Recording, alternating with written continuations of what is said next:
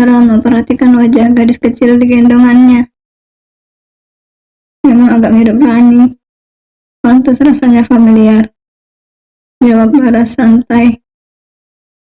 Karina memasang wajah kesal. Kok bisa Bara sesantai itu menanggapi ucapan Karina? Tadi Karina pikir Bara akan ngeles dan menurunkan Sasha dari gendongannya. Nyatanya ia malah tetap menggendongnya dan melayar masuk begitu saja. Itu doang tanggapannya, ucap Karina mengekori Bara ke ruang televisi. Memangnya mau Mas tanggapin gimana lagi? Senang ya bisa gendong anak mantan terindah. Bara melirik ke arah Karina. Dia sudah tahu kalau hal ini akan memicu pertengkaran. Tapi, kalau dirinya bersikap sesuai ekspektasi Karina, yang ada bakal perang sungguhan. Masih cemburu sama masa lalu? Karina manyun. Ya, gimana gak cemburu? Kalau masa lalu Bara secantik Rani. Karina dan Rani itu bagaikan langit dan bumi. Mau skincarean sampai sepabrik juga, belum tentu Karina bisa secantik Rani, yang cantiknya bawaan lahir. Itu masa lalu, jangan dibahas lagi. Tapi kan kalau nggak ada masa lalu, nggak akan ada masa sekarang. Bara mendesah pelan. Dia baru tahu akhir-akhir ini kalau Karina ternyata sebegitu pencemburunya. Ya memang begitu. Kalau nggak ada masa lalu, nggak mungkin sama kamu sekarang. Karina masih manyun. Tapi iya juga. Coba kalau dulu Bara menikah dengan Rani. Mana mungkin mereka akan menikah seperti sekarang. Boro-boro menikah. Bertemu saja mungkin tidak. Iya sih. Terus kenapa Mas bisa ada di sini? Tanya Karina sadar. Kalau obrolan tadi berlanjut yang ada, ia akan kesal sendiri. Gak jadi mancing. Bara duduk di depan televisi dengan Sasha yang duduk di pangkuannya sambil memeluk leher Bara. Kenapa gak jadi? Tadi udah berangkat, cuma pas udah mau sampai, Anggun ngabarin kalau papanya masuk rumah sakit, jatuh di kamar mandi. Terus gimana keadaannya sekarang? Tanya Karina, agak kaget dengan apa yang Bara katakan. Tulang kakinya ada yang terentak, syukurnya gak ada yang membahayakan. Terus Hasea masih di sana nemenin Anggun. Masa gak ikut nemenin? Bara melihat ke arah Karina, kemudian tersenyum. Udah ada Hasea, tapi kan mungkin Mbak Anggun butuh Mas juga di sana. Entah kenapa, sejak dulu Karina selalu merasa kalau sebenarnya Anggun ada rasa dengan Bara. Dari perlakuan Anggun selama ini cukup terlihat kalau dia punya perasaan lebih pada calon suaminya ini. Mas nggak mau ganggu, biarin Hasea yang di sana. Iya sih, biar Hasea jadi makin dekat sama Mbak Anggun. Bara mengangguk mengiyakan. Mas, seru Karina. Bara berdeham. Ia bisa melihat keraguan di mata Karina. Kenapa? Tanya aja. Karina memantapkan hati untuk bertanya. Sebenarnya ia sudah pernah menanyakan hal ini, tapi ia kurang puas dengan jawaban Bara. Mas beneran gak ada perasaan lebih sama Mbak Anggun? Bara menoleh padanya. Bara heran, kenapa Karina ini suka sekali membahas para perempuan yang ada di sekelilingnya. Padahal, jelas Bara tak menganggap mereka lebih dari masa lalu. Teman dan kenalan saja. Sejauh ini enggak. Sejauh ini, iya. Kenapa nggak ada perasaan lebih? Kan kalian udah lama kenal. Apa mungkin karena Mas mau mengalah sama Hosea? Bara menghela nafas. Bukan, Karina sedang mencari gara-gara dengannya. Kenapa harus ada perasaan lebih? Mas juga baru tahu perasaan Hosea setahun belakangan ini. Jadi rasanya nggak ada hubungannya. Karina tersenyum. Berarti selama ini Bara memang hanya menganggap Anggun sebatas teman saja. Lagi pula, mau Anggun ada rasa pun, kalau Bara hanya menganggap teman, bisa apa? Tapi Karina senang akan hal itu. Terus, Mas dukung hubungan mereka? Kenapa enggak? Mas yakin Hasya itu serius? Karina memperhatikan Bara yang mengelus punggung Sasha yang masih bergelayutan di leher Bara. Bagus deh, semoga mereka bisa bersatu.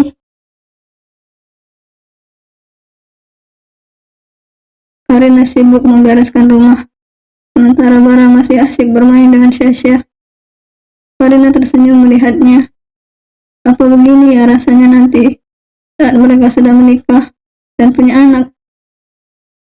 Karina tak bisa membayangkan bagaimana nantinya saat mereka benar-benar menjadi sepasang suami istri. Karina kembali ke ruang televisi, sembari membawa susu untuk Sasha, kemudian duduk bersama mereka. Mas, panggil Karina. Bara menoleh sembari menyerjitkan keningnya. Dia sedang fokus menonton acara anak-anak yang baru dia ketahui kalau ada kartun model begini.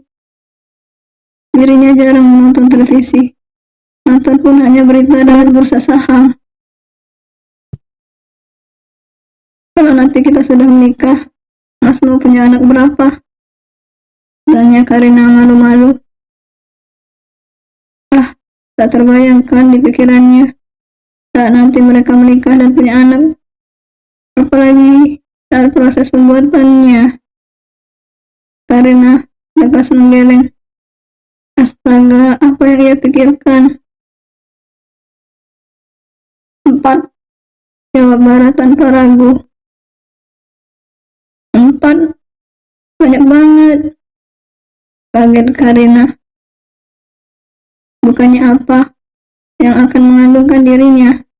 Kenapa Bara bisa sukses sebanyak itu? Bara mengangguk mantap. Maksudnya sih 7, cuma menghitung usia dan jarak kelahiran. Untuk usia kamu sekarang, 4 aja cukup. Ucapnya lagi membuat Karina melongo. 4 saja sudah kebanyakan. Dan kapan pula coba Bara memikirkannya sampai sejauh itu? 2 anak cukup, Mas. Ingat program pemerintah. Kalau kita hidup berkecukupan, kenapa enggak? Gak enak kalau cuma punya saudara satu. Jelas Bara. Dan Karina mengerti, mengingat Bara adalah anak tunggal. Jadi mungkin pria itu ingin punya keluarga yang besar, agar anak-anak mereka tak merasa kesepian seperti dirinya.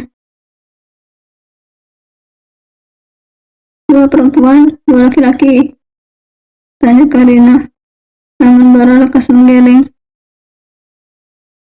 4-nya perempuan. Lagi-lagi Karina melongo mendengar jawaban Bara. Mas serius? Bara mengangguk dengan wajah sumringah. Setelah itu adalah ide yang sangat brilian. Mas nggak pengen gitu punya anak cowok? Enggak, anak laki-laki itu berisik. Dia jawabnya, dan Karina makin tercengang. Bisa-bisanya Bara mengatakan anak laki-laki itu berisik, padahal sendirinya adalah seorang laki-laki. Tapi aku pengen punya anak laki-laki. Ya udah, kalau gitu anak pertama laki-laki, terus sisanya perempuan. Karina benar-benar tak habis pikir dengan pola pikir Bara ini. Kenapa Mas maunya banyak anak perempuan? Bara tersenyum ke arah Karina. Mas mau punya banyak perundingan kamu. Pasti lucu. Jawabnya membuat Karina tersipu. Tapi kalau nyatanya nanti kita malah punya anak laki-laki, semua gimana? Bara nampak berpikir sesaat. Berarti kita harus cari dokter yang bagus buat program. Karina terdiam, kemudian mengedipkan matanya beberapa kali. Lihatlah orang ini, begitu ingin punya anak perempuan. Yang nentuin jenis kelamin itu Tuhan, Mas. Iya, tapi kan apa salahnya usaha? Karina tak bisa menyangka lagi. Ya, mari nantikan saja di masa depan akan jadi seperti apa kehidupan rumah tangga mereka. Sasha lapar enggak? Tanya Karina. Gadis kecil itu masih anteng duduk di pangkuan Bara, seolah tak mau jauh-jauh dari pria itu. Sasha mengangguk. Kita makan di luar, ajak Bara, dan Karina oke saja. Toh dia belum masak. Isi kulkasnya juga hanya ada telur 2 biji, sayur sawi yang sudah layu, dan air mineral. Oke, ucap Karina bersemangat sebelum ia menyadari tampilannya saat ini. Karina menoleh ke bawah, ke arah pakaian yang ia pakai. Dirinya hanya memakai kaos oversize dan celana pendek selutut yang nampak lusuh. Astaga, jadi sejak tadi begini penampilannya di depan Bara. Mana dirinya juga belum mandi. Bara hendak berdiri, namun Karina dengan cepat berbalik badan dan berlari menuju kamarnya sembari berteriak. Tunggu Mas, 15 menit, 15 menit, teriaknya. Bara duduk kembali sembari menggeleng, melihat Karina yang begitu cepat menghilang di balik pintu. Mereka pergi ke restoran cepat saji. Kalau jalan bertiga begini, Karina jadi benar-benar merasa menjadi keluarga kecil bahagia yang sedang menghabiskan waktu libur bersama. Kamu tunggu di meja aja, biar Mas yang antri, ucap Bara setelah mendudukkan Sasha di kursi khusus anak-anak. Karina sih nurut-nurut saja. Namun, saat dia melihat sekeliling, pandangannya justru bertemu dengan seseorang yang dari sekian banyak manusia di bumi yang Karina kenal. Kenapa dirinya justru bertemu dia, orang ini? Pria itu melambai membuat Karina mendesah pelan. Handphone Karina bergetar. Tommy, baru beberapa hari gak ketemu, udah punya anak aja loh. Karina melotot melihat ke arah Tommy yang duduk tak jauh darinya, bersama dengan Sharon dan kedua anaknya. Tommy menaik turunkan alisnya, sembari tersenyum jahil, dan satu pesan gambar masuk. Foto Bara yang sedang menggendong Sasha, dan Karina yang berdiri di sampingnya, sembari menggandeng tangan Bara. Astaga, haruskah Karina ke dukun dan menyantet orang ini? Kenapa selalu saja Karina bertemu dengan Tommy di saat yang tidak tepat? Karina, awas ya lo, kalau sampai ember, ancam Karina. Tommy menggerakkan tangannya di depan bibir, memberi isyarat mengunci mulut. Sabar Karina, ucap Karina pada dirinya sendiri. Bara kembali ke meja mereka sembari membawa nampan berisi minuman, sementara makanan mereka akan diantarkan nanti. Kenapa? Tanya Bara heran melihat ekspresi Karina yang nampak kesal. Karina memberi isyarat agar Bara menoleh ke arah kanan. Bara melihat Tommy yang sedang menggerakkan kepalanya, seolah sedang menyapa sambil tersenyum. Sharon yang sejak tadi membelakangi mereka ikut menoleh, tersenyum menyapa. Kenapa dari sekian banyak manusia di muka bumi ini, kenapa lagi-lagi harus ketemu Tommy? Cecar Karina kesal sendiri.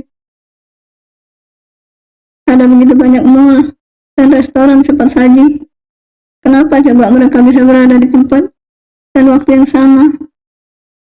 Padahal Karina sudah sengaja memilih restoran yang dekat dengan rumahnya, biar tak ketemu teman kerja. Takdir, jawab Bara santai dan memindahkan pesanannya dari atas nampan yang baru diletakkan pelayan. Kenapa harus Tommy coba? Jadi kamu maunya teman kantor yang lain? Karina berdecak. Iya juga, kan berabe kalau malah bertemu yang lainnya. Yang ada heboh dan hubungan mereka akan terbongkar sebelum waktunya. Karina makan dengan ogah-ogahan. Tapi entah kenapa ia merasakan perasaan aneh saat melihat Bara dengan telaten mengurus Sasha yang sedang makan. Hatinya agak sedikit merasa kesal karena yang Bara perhatikan sejak tadi justru anak mantannya. Sasha, seru Karina. Gadis kecil itu mendongak, mulutnya nampak berlepotan saus. Sasha tahu nggak kenapa nenek bisa masuk rumah sakit? Tanya Karina yang sejak tadi menahan rasa kepo. Bibir nenek begini. Sasha memperagakan bibir neneknya yang miring ke kanan. Kok bisa begitu? Tanya Karina lagi. Sasha menggeleng. Papa marah, nenek marah, mama nangis. Jawabnya membuat Karina dan Bara saling pandang bingung. Oh ya, tahu nggak marahnya kenapa? Karina bukannya mau mengipui urusan rumah tangga orang lain. Tapi ya gimana? Dia ingin tahu penyebab yang membuat Tante Lydia yang julidnya minta ampun itu bisa kena stroke. Sasha menggeleng. Papa teriak, marah. Aku capek katanya. Oh, terus? Tanya Karina makin kepo. Karina, tegur Bara kemudian menggeleng. Karina mendesah pelan. Dia sadar kalau apa yang dirinya lakukan saat ini salah. Karina mengelus kepala Sasha. Udah, Sasha makan yang banyak. Mau tambah ayam? Gadis itu mengangguk dengan semangat. Di perjalanan pulang, Karina kesal sendiri. Apalagi mengingat tingkat serengetkan Tommy tadi. Tadi saat hendak pulang, Tommy mampir sebentar ke meja mereka dan menyapa. Dari matanya, Karina tahu kalau jiwa penggosip Tommy sedang sangat menggelora. Tapi jelas Karina sudah memperingatkannya dengan lantang. Awas saja kalau dia ember, akan Karina bongkar keplayboyannya Tommy dulu sebelum menikah dengan Sharon. Mau berantem dah mereka, pikirnya. Nanti Sasha mau dijemput jam berapa? Tanya Bara, dan Karina langsung menoleh. Kenapa? Gak sabar ketemu mantan? Karina, tegur Bara, dan Karina langsung manyun. Jangan sampai dirinya melampiaskan kekesalannya ke Bara. Nanti sore mungkin. Kenapa bisa dititip ke kamu? Kenapa enggak ke mertuanya? Mertuanya Mbak Rani kan tinggal di luar kota. Bara menulis singkat pada Karina dan fokus kembali ke jalan. Seingat Mas, bukannya tinggal di sini ya? Seingat Bara, keluarga suaminya Rani itu pejabat dan tinggal di ibu kota. Udah pindah, mutasi jabatan atau apalah itu. Makanya dititip ke aku. Bara tak bertanya lagi. Sesampainya di rumah Karina, cepat pergi ke dapur. Ia lupa belum menjemur pakaiannya yang masih berada di mesin cuci. Sementara Bara menggendong Sasha yang sedang tertidur dan membaringkannya di depan televisi. Bara sendiri melihat Sasha yang pulas tertidur, ikut berbaring dan tanpa sadar ikut menutup mata. Rani baru turun dari taksi. Ia khawatir kalau Sasha mungkin akan menangis mencarinya. Bersyukur tadi ada sepupunya yang datang dan mau menggantikannya menjaga ibunya.